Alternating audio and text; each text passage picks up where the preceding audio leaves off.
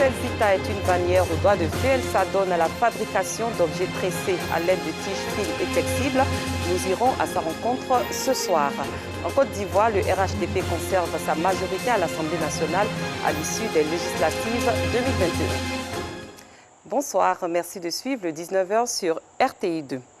Estelle est une vannière de 36 ans. Elle fabrique des objets tressés à l'aide de tiges fines d'osier, de rotin et de raffia. C'est un métier généralement pratiqué par des hommes, mais Zita l'exerce avec passion. Dans quel environnement travaille-t-elle? Quelle est sa source d'inspiration? Zita, la vannière au doigt de fée, nous est présentée par notre reporter Joël Gossi.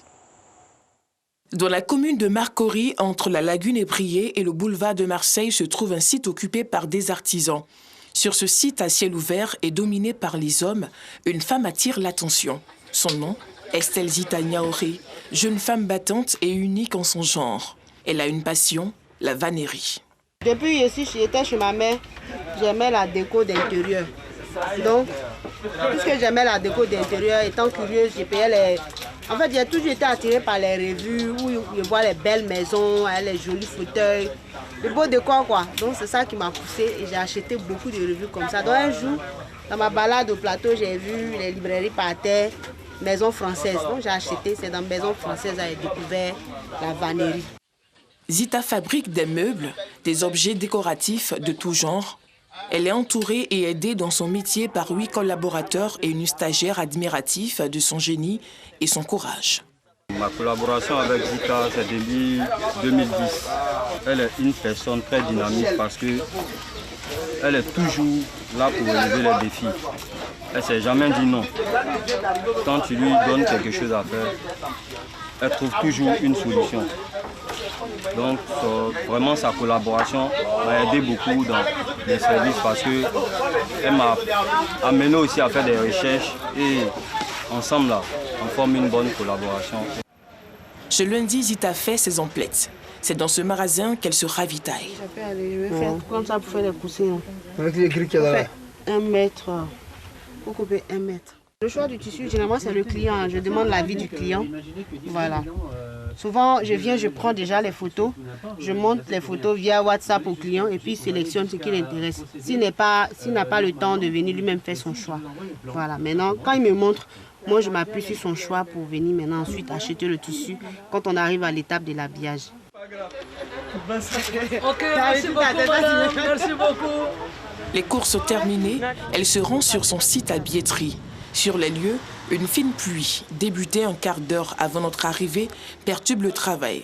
Zita profite de ce moment pour nous expliquer les difficultés que rencontrent les artisans. L'endroit est très pollué. Je ne sais pas si c'est un genre de canal ici, où tous les eaux de ruissellement coulent pour arriver ici pour se jeter dans la lagune. Donc c'est très pollué. C'est très pollué. Ça sent très mauvais. Mais bon, on supporte ça toute la journée. On n'a pas le choix. Voilà, parce qu'on n'a pas un site. Donc on subit ça. On subit ça. Maintenant, l'autre difficulté, c'est au niveau de notre abri. Parce que vu qu'on n'a pas de site, on ne peut pas construire un endroit correct sur lequel travailler. Donc quand il pleut comme ça, on subit les intempéries. Quelques jours après les achats et la confection des meubles, place à la vente. C'est une Zita sous pression que nous retrouvons. Nous essayons de lui arracher quelques mots. C'est toujours comme ça parce que le travail, tout est fait à la main. Donc ça prend énormément de temps. Et le temps, même la journée, ne nous suffit pratiquement pas. Voilà, parce que quand on donne un rendez-vous à un client, il faut absolument le respecter. Donc on fait tout, en tout cas, on se dépense au maximum. La clientèle de Zita habite différentes communes. Elle fait donc appel à ses camions de livraison. Oui, allô, Adamo. Tu arrives? Ok, d'accord, on est là, il n'y a pas de souci. Ah, tout à l'heure. Oui, on entend faire sortir même. Direction la commune de Yopougon. L'équipe de Zita doit livrer au 3e étage de cet immeuble. C'est à travers les réseaux sociaux que le couple bossonnant découvre le talent de Zita, la vannière. On nous est venu à l'idée de rénover un peu le salon. Donc comme ça, on a fait quelques recherches sur le net. Et mon épouse m'a envoyé plusieurs exemplaires du salon. Et unanimement, nous sommes tombés sur le charme d'une prestation que la dame avait faite pour un client. Je me posais la question si véritablement, elle se mettait peut-être en avant pour pouvoir avoir un peu de la cote. Voilà, mais effectivement, comme nous sommes venus sur le lieu, on a senti que c'était vraiment quelqu'un qui maîtrisait vraiment son sujet. C'est seulement je pourrais faire sa promotion partout où je me trouverai. Le paquet est enfin livré, plus de stress. Zita peut enfin sourire. J'étais un peu quand même stressée, oui, parce que derrière chaque ouvrage, chaque lien est particulier. Donc, en tant que vannière, on travaille, c'est vrai, mais on ne travaille pas pour nous-mêmes. Moi, je ne travaille pas pour moi. Je travaille pour quelqu'un qui va valider mon travail. Zita exerce ce métier depuis janvier 2009. C'est à force de courage qu'elle atteint ce niveau. À l'occasion de la journée des droits de la femme, elle lance un appel à la gente féminine. Moi, je dirais aux femmes africaines, et plus particulièrement, comme je suis ivoirienne, je veux m'adresser aux femmes de Côte d'Ivoire, aux jeunes femmes. Je veux leur dire qu'il n'y a pas de saut métier. On a pour habitude de dire qu'il n'y a pas de saut métier. C'est la vérité. Moi, j'ai aimé quelque chose à travers des magazines.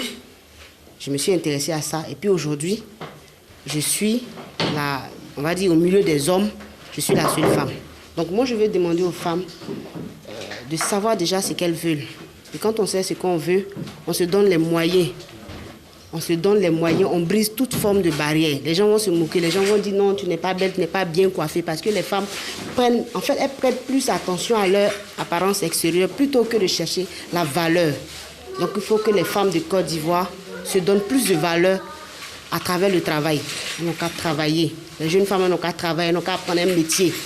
Voilà, c'est ce que moi je peux leur dire. La femme vannière, Estelle Niarosita, a un rêve. Ouvrir une école de formation pour enseigner son métier aux jeunes filles. Le Rassemblement des oufouettistes pour la démocratie et la paix, RHDP, parti au pouvoir en Côte d'Ivoire, a obtenu la majorité absolue aux élections législatives du 6 mars en remportant 137 sièges sur 254 à l'Assemblée nationale, selon les résultats publiés ce mardi par la CEI, Commission électorale indépendante. Les partis d'opposition ont remporté 91 sièges, 50 pour la coalition entre le Parti démocratique de Côte d'Ivoire, PDCI, et les partisans de l'ex-président Laurent Gbagbo, 23 pour le PDCI, seuls et 8 pour les pro-Gbagbo, soit 81 au total. Les autres partis d'opposition se partagent 10 sièges.